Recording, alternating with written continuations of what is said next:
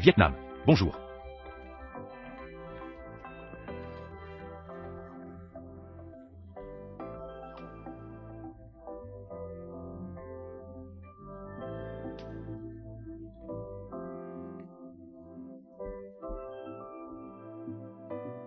Bienvenue à bord du voyage à travers l'histoire. Le Dr James Barnard des États-Unis, maître de conférences en histoire et en études de l'Asie du Sud-Est, à l'Université américaine du Vietnam, résidant actuellement à Da Nang. Identité confirmée. Avez-vous déjà rêvé d'avoir le pouvoir de voyager à rebours dans le temps? Eh bien, je l'ai fait, et aujourd'hui je vais commencer mon voyage. Première destination, musée de la sculpture de Da Nang. En tant que docteur en philosophie de l'histoire, j'ai une profonde passion pour la culture Chung.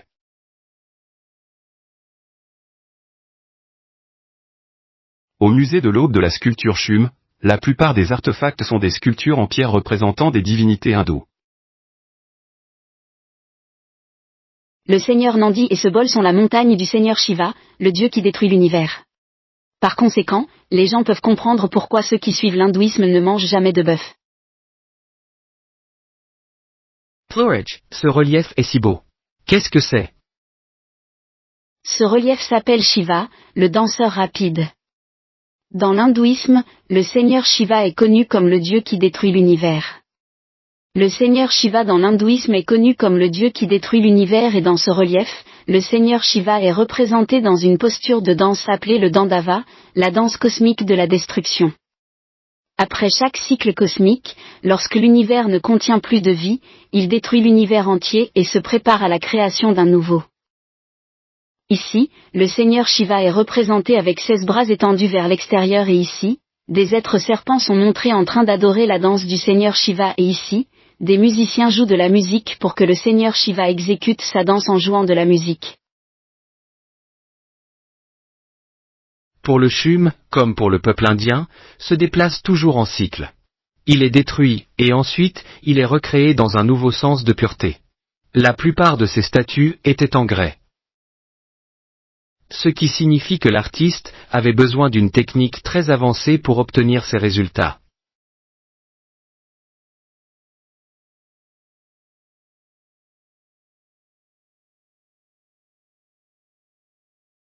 Prochaine destination Bana Hills, autrefois une retraite de montagne française au Vietnam.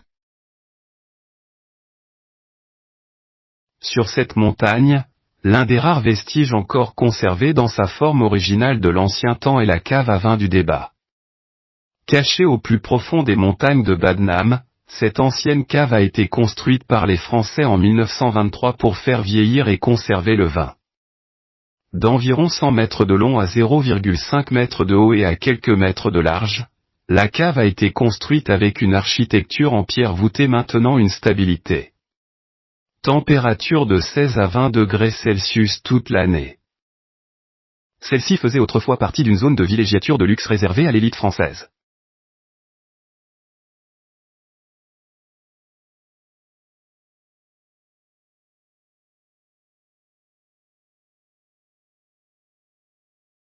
C'est la particularité de la cave à vin française, également connue sous le nom de cave des baies. Cette cave servait à stocker le vin de riz. Ces tonneaux n'étaient pas destinés à stocker le vin, mais à stocker le vin de riz. Il est considéré comme une essence, un esprit culturel du peuple vietnamien. En hiver, par temps glacial, la température sur la montagne Chua de Balna descend très bas et ce vin de riz a une teneur en alcool plus élevée que. Le vin français aidait donc les soldats français à garder leur corps au chaud pendant les journées froides sur la montagne Chua. La deuxième chose est le temps de transport du vin de la France au Vietnam.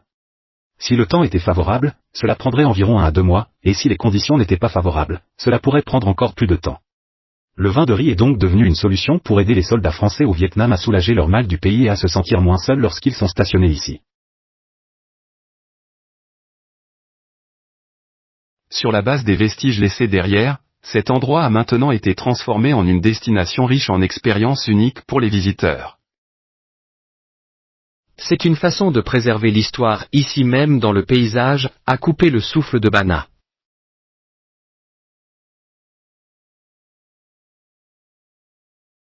D'un endroit autrefois construit par les Français, ce sommet de montagne d'importance historique a été revitalisé en une destination touristique renommée avec des structures rappelant le charme européen ancien, ajoutant un attrait distinctif qui a contribué à stimuler le tourisme à Da Nang.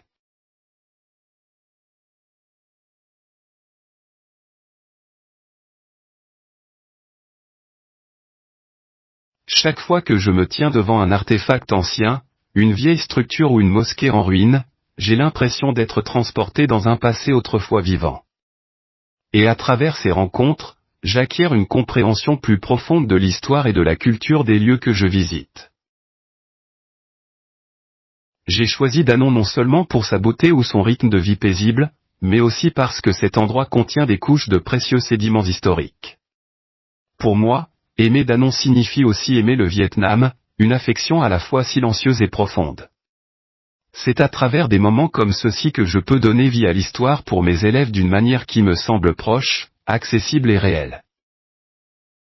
Pour que la jeune génération n'apprenne pas seulement l'histoire, elle apprend aussi à la chérir. Préservez-le et participez à la construction de l'avenir.